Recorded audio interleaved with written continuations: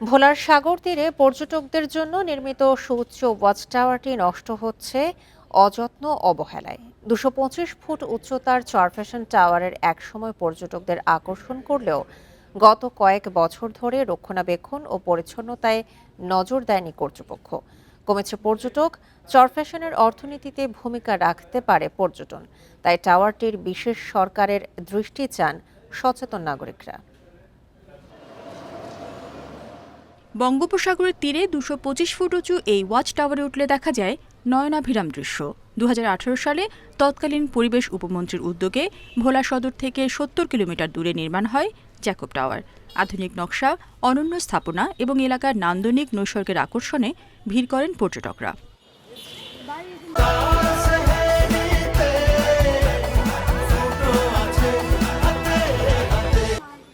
আওয়ামী লীগ সরকার পতনের পর জ্যাকব টাওয়ারের নামকরণ হয় চরফ্যাশন টাওয়ার।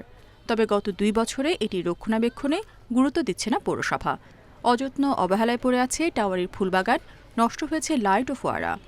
নীল কাঁচের গম্বুজ ধুলাবালিতে বিবর্ণ। বিদ্যুৎ বিভ্রাটে লিফট ব্যবহারে আছে ভোগান্তি। টাওয়ারের নষ্ট দূরবীন মেরামত না করায় আগের মতো আর চারপাশের প্রাকৃতিক সৌন্দর্য দেখার সুযোগ নেই। ১০০ টাকার টিকিট কাটার পর হতাশা নিয়ে ফিরতে হয় পর্যটকদের। আমি ঢাকা থেকে আসছি, তো আমি এই টাওয়ারের উপর 2বার উঠি। তো প্রথমবার যখন উঠি তখন দেখতে ভালো ছিল, তো দ্বিতীয়বার যখন উঠি তখন দেখি ভাঙ্গাচোর অবস্থা আছে। দীর্ঘদিন পর্যন্ত এই দূরবীনগুলো নষ্ট, আসলে পর্যটক এসে দূরবীন দেখতে পাচ্ছে না। বিভিন্ন জায়গার লোক আসতো, সবসময় আমারও দেখতাম যে এই জায়গার লোকের ভিড়ে থাকতো, এখন লোকজন আসে কম। টাওয়ারের পরিচালনাকারী প্রতিষ্ঠান বলছে একসময় মাসে ৩ থেকে ৪ লাখ টাকা আয় হলেও এখন তা অর্ধেকে নেমেছে।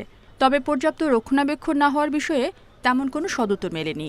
পর্যটক আকর্ষণে নতুন করে উদ্যোগ নেওয়ার আশ্বাস তাদের। দূরবীন আছে, এটা দিয়ে যেন দূরের স্থাপনা টাওয়ারের চূড়ায় উঠে মানুষ দেখতে পারেন, প্রাকৃতিক সৌন্দর্য উপভোগ করতে পারেন। এটা সচল করার জন্য পুনরায় আমরা পদক্ষেপ নিয়েছি। আর এর বাইরেও আমাদের টাওয়ারকে কিছুদিন আগেই কয়েক লক্ষ টাকা খরচ করে বাহির থেকে ক্লিন করা হয়েছে। এখন কিন্তু এটা আগের থেকে উজ্জ্বলতা বৃদ্ধি পেয়েছে। সঠিক উদ্যোগ নিলে কক্সবাজার ও কুয়াকাটার মতো সমুদ্র তীরের চরফ্যাশনও হতে পারে পর্যটকদের আকর্ষণীয় গন্তব্য। তাই ওয়াচ টাওয়ারটি দ্রুত সংস্কার চাই সচেতন সমাজ। Independent news.